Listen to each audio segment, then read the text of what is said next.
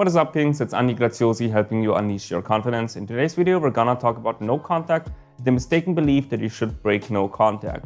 So, sometimes you bullshit yourself that now is the right time to message your ex. So I actually have a situation from a guy, and it's quite an interesting one because he ran into his ex and now he's thinking, okay, I probably should message her, but don't misunderstand the no contact rule. You should never message your ex first. Even if you run into her and you have a conversation, for example, you still want to see that she takes the initiative to reach out to you, because if she doesn't reach out to you, then she just doesn't care about you. And even if she runs into you, that could be a chance encounter, and that doesn't really mean anything. What matters is if she shows consistent interest in you. Once she does, that's when it's the time to get back together. Anyway, so let's go into his message. Let's see what I have to say. He says, "Hey coach, I'd love to hear your take on my no contact situation. I think it might be a good idea to break no contact because in a way I've been in contact with my ex during last weekend. Well, it is never a good time to break no contact. It's so easy to come up with excuses why today I should be breaking no contact. Her birthday, it's an occasion like she has her graduation from college, or she just finished her bar exam, so now she's a lawyer, or she just opened her business or something like that, or she reached a big milestone or something like that. There's so many reasons why you think you might want to reach out to an ex. None of them are valid. If you reach out to her, she knows that you're into her, and then she won't be attracted to you. So, you've been in contact because you met her during the last weekend. That doesn't mean anything. Who knows, maybe you met her and she's literally fucking some other guy right now. So why would you reach out to her? Anyway, you continue. Here's what happened. My ex broke up with me 5 months ago and the breakup was really bad. It was without a doubt the worst breakup I've ever had. And I had a few painful breakups before that, but this one was different. My ex and I spiraled out of control during our relationship. Both of us had serious issues during the end of our relationship. She was starting to have a drinking problem and I had anger issues. And we blamed each other a lot for our problems. The last months of our relationship were barely any fun any longer. Aside from what I suppose you could call passionate denial sex, where we tried to save the relationship with sex, there was no kindness and passion left anymore between us. And so eventually we had a really big fight and my ex broke up with me, which probably was for the best because I was on a short fuse back then, and this breakup was something that we both needed.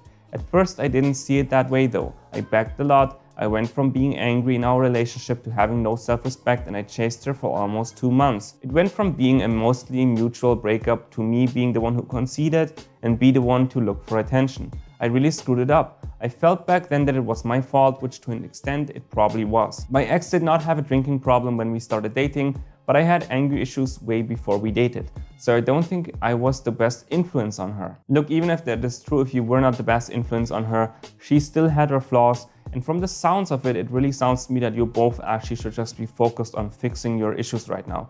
Obviously, you with your anger issues, and if she still has a drinking problem right now, if it was mostly you who caused her to have the drinking problems because it stressed her and then she started drinking, maybe she doesn't have it anymore, but ultimately she got to get this in control. And the reality is just because a partner mistreats you doesn't mean that all of a sudden, okay, you get a free pass to start doing drugs or start to do alcohol, for example.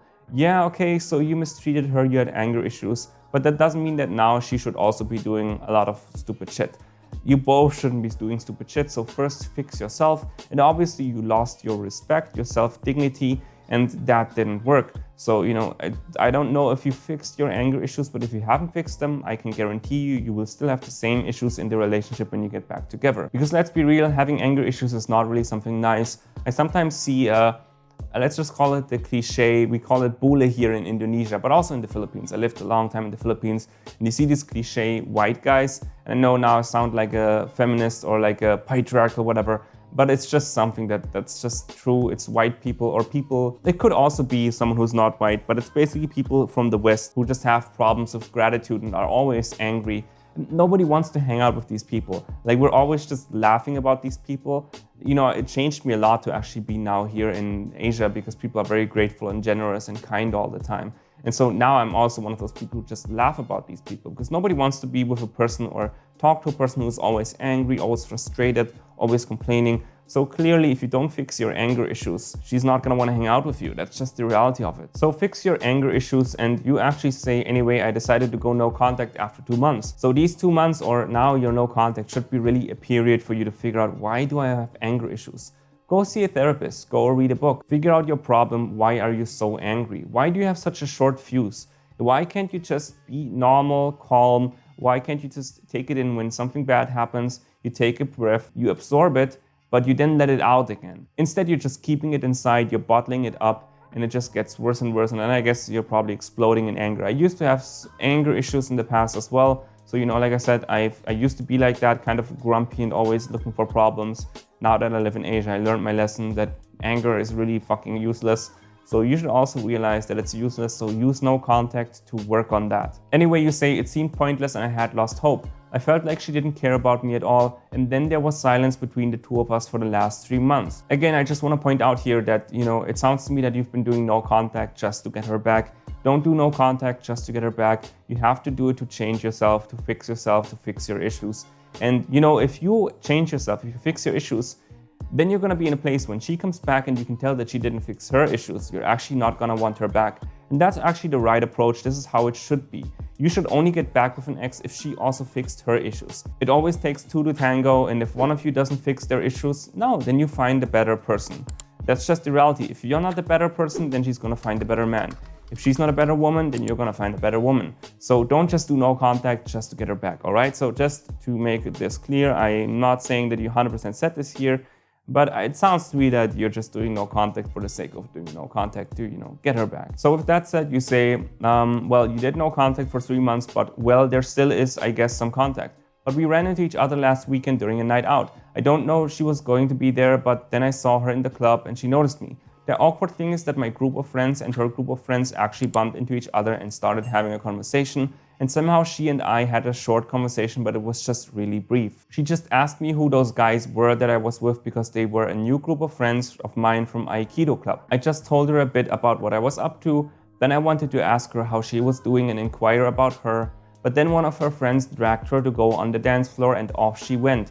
We didn't talk anymore that night and I felt bummed out, so I asked my friends to hop to another bar and that was it. Well, let's be real, if you already had a conversation there and it wasn't awkward and it wasn't like, you didn't want to talk to each other and she didn't want to talk to you, she did want to talk to you, then you could have probably gone on the dance floor and see if you might have had some fun there.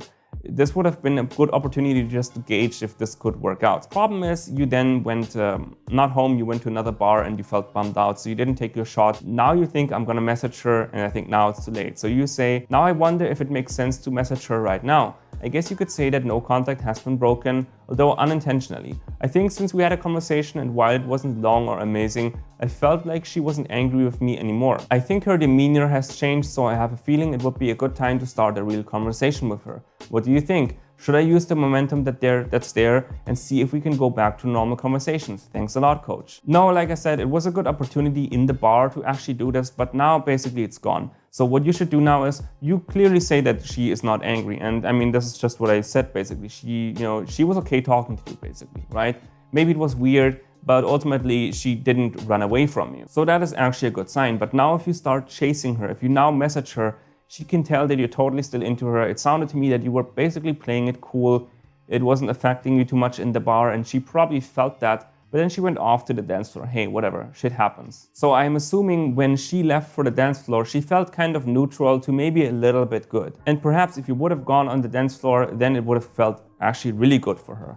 But now she doesn't really know what to feel yet. It's probably relatively neutral. If you chase her now, you go back to negative.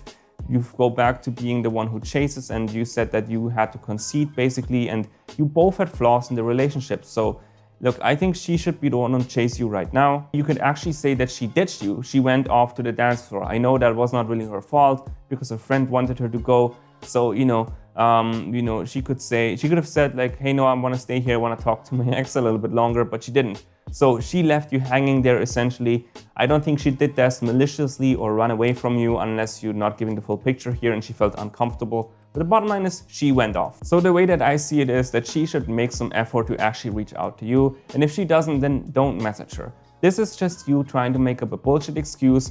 Just like I said, you're telling yourself, let's just say you bump into your ex randomly. Let's say you work in the same city, in the same business district or something like that. And then, you see each other and, you have a short conversation, 2 minutes.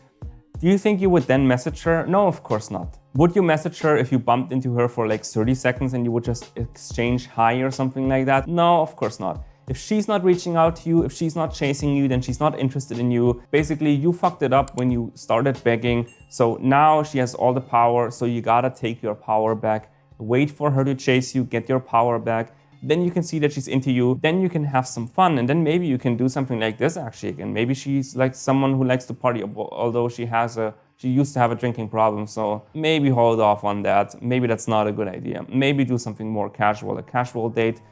Don't go to a bar because you don't want to repeat the same mistakes and you don't want to get back into the same patterns that you had. You want to fix your anger issues, and obviously she shouldn't go back to having a drinking problem. So ultimately, just play it cool, play it safe, wait for her to reach out, and also make sure that she actually fixed her issues. I just realized this right now. The fact that she is at a bar, does she still have the drinking problem? If she does, why would you want to get back with her? So that's something also that you gotta evaluate if when she reaches out to you. I think she's gonna reach out to you eventually. Then you gotta evaluate, does she have a drinking problem? Does she still have the same problem? And also you. Obviously, there's no point in judging. You can't judge her if you still have the same problem. If you didn't fix your problem, then it's kind of bullshit to judge her if she still has her problem. Obviously, you should fix your problem. And then if she hasn't fixed her problem, don't get back with her. That's just the reality of how I see it. I know that's probably not what you want to hear, and you're probably gonna listen more to your dick and to your heart. But if you think with your brain, rationally, you know that if she doesn't fix her issues, then you shouldn't get back with her. I don't know if that is the case. I'm just putting this out there. So be careful with this and wait it out. Wait for her to reach out to you. All right, so that's my advice for you. Let me know in the comments what you think. Do you have some stupid reasons why you want to reach out to your ex? Let me know in the comments below. Give me a thumbs up, subscribe to the channel, and never forget to unleash the king within.